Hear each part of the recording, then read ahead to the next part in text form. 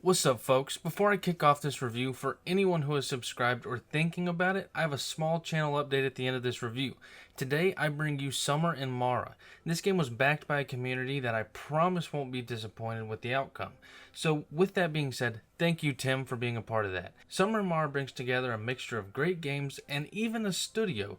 Quoting the devs, they take influence from Legend of Zelda The Wind Waker, Stardew Valley, and Studio Ghibli. This is a strong lineup to build a game upon, so just how well does this game showcase its appreciation for these references? Well, that's what I'm here for. As usual, if you enjoyed this video, why not subscribe? And if you would prefer an audio-only version, the link is down below. I received a code from the devs, so I did not pay the $25 price tag, but I'm about to tell you if it's worth it. My name is Tanner, and this is For Your Money, a different kind of review. Summer in Mara has an intriguing story that revolves around your adventure. You play as Koa, a girl who is found in a shipwreck by who you now see as your grandmother, Haku. I think I said that right. Either way, she is a strong and determined lady who will raise Koa to be the best person she can with the know-hows of life while also giving thanks to Mara for its gifts of nutrients. With this knowledge, Koa is determined to explore every corner of the Sea of Mara. Her sole goal is to be an adventurer and learn as much as she can. She would do this with her aide Yappo, who is an alien that you found distressed on your island. Now, why is she distressed? Koa will find out soon enough, as her island has become the target of a powerful alien race known as the Elit that is much more technologically advanced than anything Mara has to offer. But can technology overcome kindness and true friendship? Well, that's something you're going to have to find out. Summer in Mara is a heartfelt game with tons of story for you to experience. One thing this game does well that we see suffer in so many titles is incorporating story to gameplay. Koa has never been outside of her home island, so she doesn't know how the world works. To the world, Koa is a rude young girl who seems unprepared for whatever lies ahead, and honestly, it's true. She had no idea what being kind was, let alone how to conversate normally. But you'll watch her go into a character that will tug at the hearts of all of us, myself included. Every character you meet along the way will impact Koa, from giving her formulas to just teaching her something about life. This is truly an impressive story that should be boasted about for a very long time.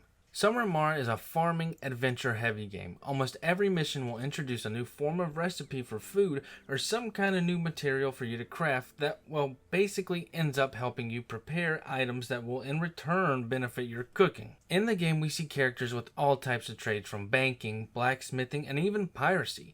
But Koa's trade is cooking. That's how she's going to win the hearts of so many characters in this game. So let's get to the basics. You have your own island known as nothing more than Home Island. Here you will plant, harvest, cook, craft, mine, build, and sleep. The farming in this game is as simple as can be. You will prepare the soil in the garden with the hoe, pick a seed you want to plant, and from there you can either wait the set amount of days it takes for the crop to grow, or you can shorten it up a bit by grabbing water from the well and watering it. This will lower the day count for the crop. But one thing to keep in mind is you can only do this once a day, and your well is only filled by rainfall. So be sure to use it wisely. If it rains while they're planted, it counts as if you watered them yourself. So again, don't use that well if it's raining, and use it smart. After harvesting, you go to your shack and whip up a meal to either eat or sell at the local market in Qualis. This is about the most complex aspect of gameplay as far as crafting goes. You will upgrade your shovel, hoe, axe, and hammer. All of these will be obtainable blueprints as you progress through the story, and then you go back to your home island and build them.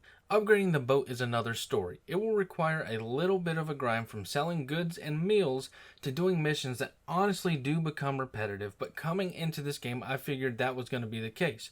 Most missions will consist of you talking to someone who needs a favor, which normally is either a delivery request or they need an item from someone. And sometimes, rarely, but it does happen that once you reach whoever you're delivering or requesting an item from, they're going to ask you to do a favor for them before they give you anything. This game is another case of why it's important not to blow through the story and just embrace the design of the game. Summer in Mara has some of the most rewarding explorations, from diving down into the ocean to finding useful items at the bottom, to treasure chests on islands that include tons of coin and or materials. There's always something to find. And if you're feeling it, why not stop by the old haunted island to the east? As for the boating in this game, it handles well. The only thing that changes when upgrading is the appearance and the speed. Handling stays the same, and that's perfectly fine. And all Summer and Mara has a simple gameplay, but yet I became addicted to it. I forgot about the repetition of the missions because I was too busy thinking about what I was going to cook next or visiting islands I'd never been to. Simple? Sure, but mesmerizing? Hell yes.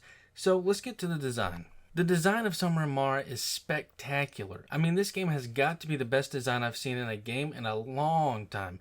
And it was the thing that I wanted to talk about the most. So before I start, I'm going to show the design first.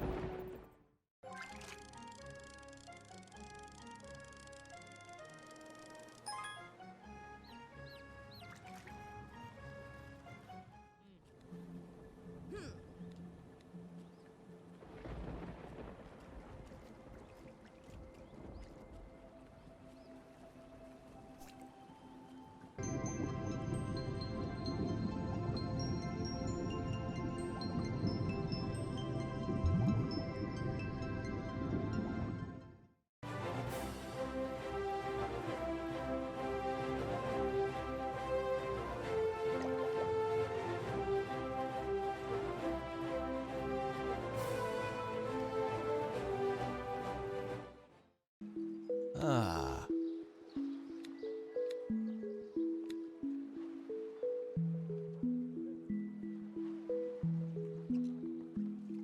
Now, as you can see, Studio Ghibli inspired the art of this game, and they do nothing but express their love for that studio and the films they produce.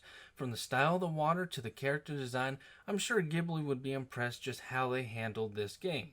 Now, it doesn't stop there. If you've seen any Ghibli film, you know the feeling of the world, and that's the vibe that Summer and Mara will give to its players, as it did me. Simply remarkable. The character design is unique, as well as each and every character acts differently. Some are easy to dislike, others are your best friend, but never do you hate anyone, because this game teaches you that that is simply not the way. Does it get better? Oh yeah. The soundtrack in this game left me speechless. It sounded like something straight out of a Disney film. Ukuleles, choirs, pianos, violins, guitars. I mean, I could go on and on about all the different instruments and the design, but you get the point. There wasn't a single genre I think that these devs could not produce full-heartedly. In my opinion, the design alone sells this game for me. So far this year, this is my favorite design, and I doubt I'm going to see anything that tops this for a long time.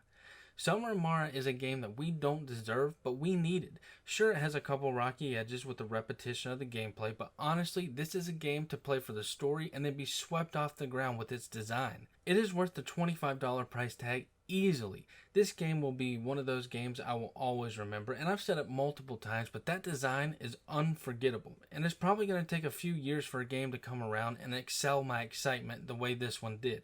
This truly was a phenomenal game and experience, one that everyone should be a part of. That's all I got, folks. If you enjoyed this video, why not subscribe? If you did not, then hit that thumbs down. As some of you have seen, I was a little lackluster on the updates for a few weeks. I was in the process of changing my setup as well as writing up new ideas for new videos. My channel has definitely grown a lot in less than a year, and honestly, I just want to provide you guys with a variety of videos other than reviews.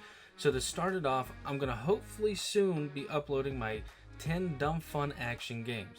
If that goes well, then I will continue that series as well as many more, and hopefully I want to do a Q&A one day. But again, I thank you guys for the support. I haven't even done this for a year and I'm up to 500 subs. To me, that is an awesome goal, so thank you very much. Until next time, fellas.